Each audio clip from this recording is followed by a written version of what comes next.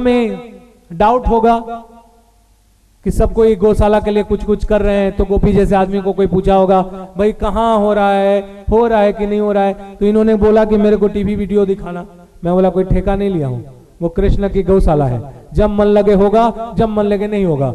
एक आदमी मुझे 5 लाख की डोनेशन का ऑफर किया, कुछ शर्त रखा, मैंने बोला बिल्कुल नहीं, चांस नहीं है, तू आ, एक आम जय माता दी ग्रुप का मेंबर बन के वहां खुशी से जो देगा लिया जाएगा, लेकिन घमंड से अहंकार से एक पैसा एसएन पांडे स्वीकार नहीं करेगा। तो ध्यान रखें, गोपाल ने कलकत्ता में गौशाला का बारे में जब चर्चा हुआ, उसने प्रश्न पूछा कि आखिर गौशाला क्यों? इसलिए गोपाल, हम लोग वैष्णव ग्रुप हैं और भगवान शक्ति सबसे पहले गाय का रूप धारण की थी। गो के शरीर में सारे देवता निवास करते हैं। गाय का पैर के समस्त तीर्थ, जिसमें गाय का पैर हो, सारे तीर्थ निवास करते हैं। एक बार सारे देवताओं को गाय में विराजमान, 33 करोड़ देवता इसमें विराजमान होते हैं। एक बार गाय में सारे देवताओं को बुलाया गया, कोई सिंह में रहा, कोई शरीर में रहा, कोई नाक में रहा, कोई, लेकिन गंगा जी और लक्ष्मी जी घमंड के मारे में नहीं आई।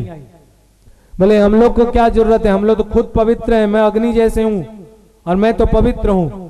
आखिरी में नारायण बुलाए हैं बोल के आए, जगह कहीं नहीं था। बोले प्रभु अब हम लोग कहाँ रखें, हम लोग तो स्पेशल डिपार्टमेंट है, मैं तुम्हारी पत्नी हूँ। बोले मैं भी पत्नी हूँ गोलोक में। बोले कहाँ रहे? बोले सारा जगह तो फिलअप हो गया है, एक मल मूत्र द्वार है, वहीं रह जाओ।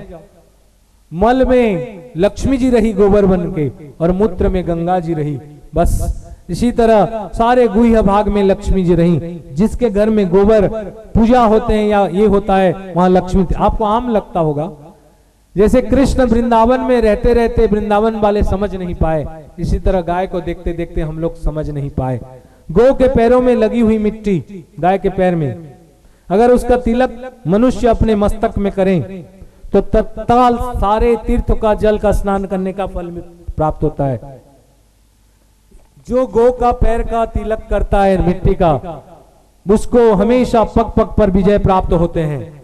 जहां पर गाय रहती हैं, जिस स्थान पर वो चैन से सांस लेती हैं, उसे गो तीर्थ भूमि कहा जाता है। ऐसे भूमि में अगर किसी मनुष्य की मृत्यु हो जाए तो उस मनुष्य का निश्चित रूप से तत्काल मुक्त होकर गोलोक जाता है। इसलिए गौशाला बनाने की जरूरत है।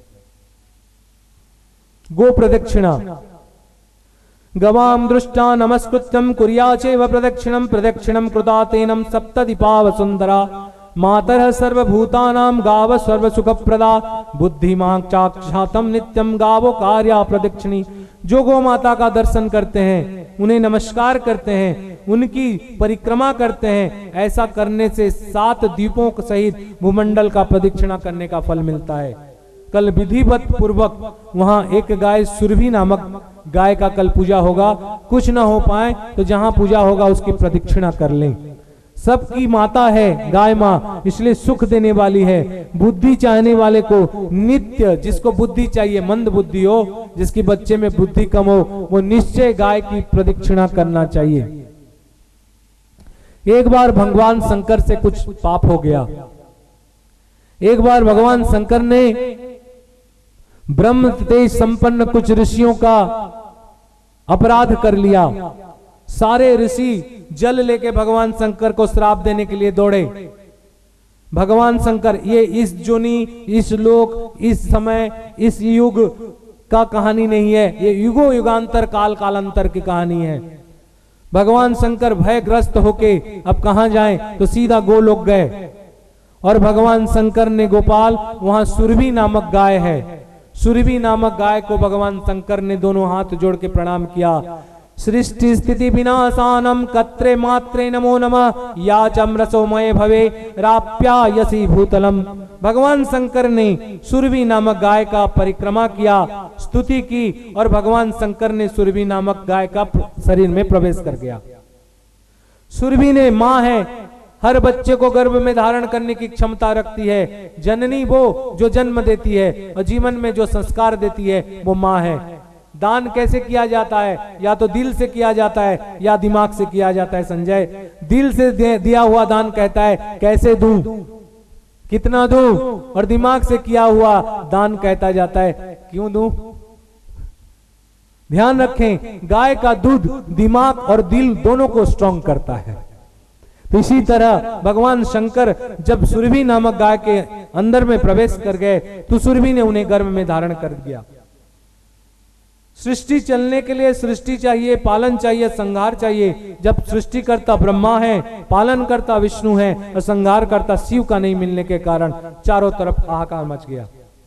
सारे देवता गए और ब्रह्मा जी का स्तुति करने लगे। ब्रह्मा जी सारे देवताओं को लेके गोलोक पहुंचे। गोलोक वो दर्शन करो जहां सुरभि नामक गाय है, जहां कादो, कादो माने समझते हैं, कीचड़, कीचड़, वो घी का कीचड़ है। पायस का कीचड़, पायस माने पायस, अरे तस्मय तस्मय, पायस पीसू नहीं, पायस खासू नहीं, उसका गोश्त गाय गुरस का ले लो, उसका कीचड़ है। घी का नदी है, मधु का सरोवर है, वहां सारे सिद्ध और सनातन देवताओं हाथ में दही और पीयूष माने अमृत रूपी दूध को लेके खड़े रहते हैं। सूर्य के समान सुरभि एक बच्चा को प्रकट किया। एक छोटा सा वृषभ यानी बछड़ा, जिसका स्वरूप था नीला। वो नीला बछड़ा वृषभ गोलोक में, ध्यान मन से ले लें सबका नाम, नंदा, सुमनसा, स्वरूपा, सुसलिका, कामिनी, नंदिनी, मेधा, हिरण्यदा, धनदा, धर्मदा, नर्मदा, शकलप्रिया, बानमलंबिका, कृष्णा, दृगसुंगा, सुपिच्छिका, तारा, तोयिका, शांता, दुर्विश्या, मनोरमा, सुनाशा, गौरा, गौरमुखी, हरिद्रवर्णा, नीला संखिनी, पंचवर्णिका, वनीता, अभिनता, भिन्नवर्णा, सुपत्रिका, जया, अरुणा, कुंडोग्नि, सुदति और चारु चंपक नामक गायों के साथ नीला वृषभ खड़ा रहा। भगवान ब्रह्मा ने, विष्णु ने, महेश ने तीनों मिलकर सुरभि का स्तुति किया। भगवान विष्णु जानते हैं ब्रह्मा जी स्वरूप हैं, लेकिन नील रूप में जो वृषभ है वो भगवान शंकर रहे। भगवान शंकर का नील रूप वृषभ का रूप में प्रकट हुआ। ये नील क्रीड़ा करने के लिए इतने गायों के बीच में रहा।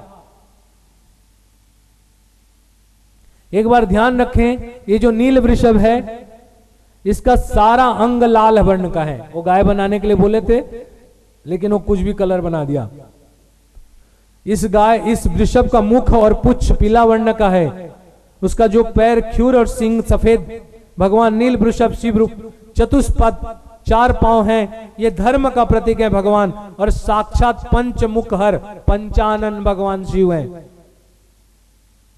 जो नीला वृषभ, देखना कभी कभी वृषभ थोड़ा नीला नीला रहता है सफेद के ऊपर। जो नीला वृषभ का पूजा करता है उसकी कल्याण होता है, और नीला वृषभ का अपमान करता है उसे पाप लगते हैं। जो नीला वृषभ को ब्राह्मण को स्तवन करके दान करता है, इसका स्तवन करता है, उसे नीला वृषभ वरदान करते हैं। जय माता दी ग्रुप मेरे से बार बार पूछते हैं, जिसका मृत प्राणी कोई मर गया हो, उसकी एकादशी के दिन, एकादशाह के दिन सुदृढ़ माने मजबूत वाले, शक्ति संपन्न नीला वृषभ गाय का बांव भाव में चक्र बना दो, और गाय का दक्षिण भाव में शूल माने त्रिशूल अंकित कर दो, और गाय को बछड़ों के बीच में जो छोड़ देता है उसका जग का कल्याण होता है। बार बार हमारे धर्माचार्यों ने, श्री कृष्ण श्री राम, अरे गाय की रक्षा करने के लिए हिंदू धर्म सोया हुआ है। एक बार गुरु गोविंद सिंह को यह कहा गया है टॉर्चर करने के लिए, तुम मुसलमान धर्म ग्रहण करो, नहीं तो गरम गरम गाय को मारा जाएगा और उसकी छाल को आप में चढ़ा दिया जाएगा। उन्होंने तुरंत कटार लाके अपने स्तर को, अपना इसको जीव को खत्म कर दिया था। कहा अगर कुछ देर होगा तो ये मुसलमान गाय का काट के मार के चमड़ा पहना देगा। धन्य वो दिलीप, धन्य वो शिवाजी, धन्य गुरु अर्जुन देव, धन्य लक्ष्मी देवी, धन्य गंगाबाई। ध्यान रखें, ये सब ने और सारे शास्त्रों ने गाय का वर्णन किया, गाय को मां माना। आखिर शिव जी अगर वृषभ बने तो उसका भी कोई कारण होगा, क्या होगा? कारण होगा। दूध चढ़ाऊं वो नहीं सुध मां, वो बछड़े का जूठा है। पहले बार समझाया। तो आखिर जो बछड़ा का जूठा वो दूध होता है तो फिर वो अपवित्र क्यों नहीं होता? दूसरा क्वेश्चन। और भगवान शंकर को वृषभ क्यों बनना पड़ा? एक समय सुरभि गाय, उसका बछड़ा दूध पी रहा था और वहां जब गाय दूध पीते हैं तो झाग निकलता है, स्व स्व कर पीते हैं। वहां भगवान शंकर का शिवलिंग था, भगवान शिवलिंग में प्रकट थे और सुरभि नामक गाय का जो बच्चा झाग दूध पी रहा था उसका झाग जाके भगवान शंकर के ऊपर पड़ा। भगवान ने क्रोध किया। जब भगवान ने क्रोध किया तो प्रजापतियों ने भगवान के ऊपर आके भगवान का क्रोध शांति करने के लिए अमृत छींटा दी। अमृत जब छींटा और भगवान को कहा कि ने ध्वज में वृषभ यानी बैल का जो पहचान है, जो चिन्ह को स्थापन कर लिया और उसी दिन में भगवान वृषभ ध्वज कहलाए।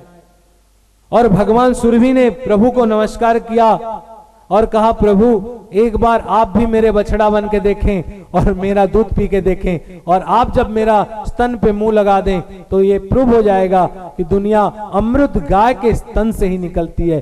तभी से भगवान शंकर और दुर्गा खिरेन स्नापिता दुर्गा चंदनेन लेपिता बिल्वपत्रम कृतम माला नमो देव्यै नमो नमः।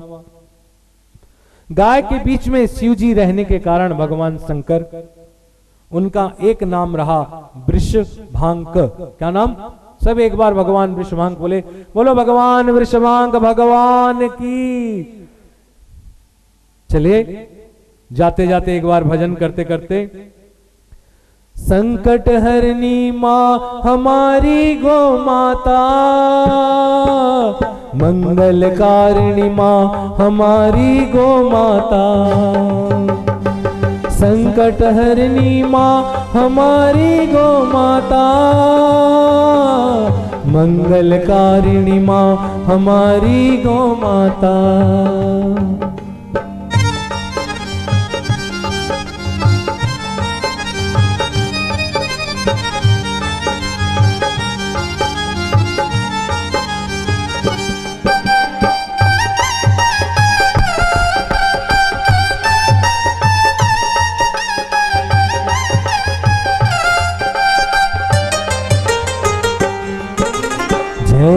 जय हो माँ हमारी गो माता, अन्नपूर्णा है हमारी गो माता। जय हो माँ हमारी गो माता, अन्नपूर्णा है हमारी गो माता। संकट हरनी माँ हमारी गो माता, जय हो माँ हमारी गो माता। देखिए खाली गाय का दान लिखा है, धेनु दान जरूरी नहीं है, समय के अनुसार कभी कभी करवाते रहेंगे। गाय के दान के अनुसार गुड़ धेनु का दान होता है। कल जो हम लोग दान करने वाले हैं वो ऐसा दान होना चाहिए, गाय के पीठ तांबे का, खुर चांदी का, सिर सोने का और नाना प्रकार का अलंकार करके जो विधि पूर्वक गाय का प्रदक्षिणा करके दान करता है। कल पंडितों के द्वारा सुरभि गाय का पूजन होंगे। घृत धेनु घी का भी गाय दान होता है। तिल धेनु तिल में गाय बना के दान होता है।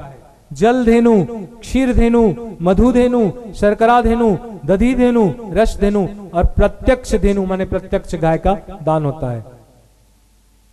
देखो भाई, मैंने सबको कहा गोदान करो, गोदान करो और गोदान करो। गो माने गाय, गो माने भूमि, गो माने इंद्रिय और गो माने भगवान।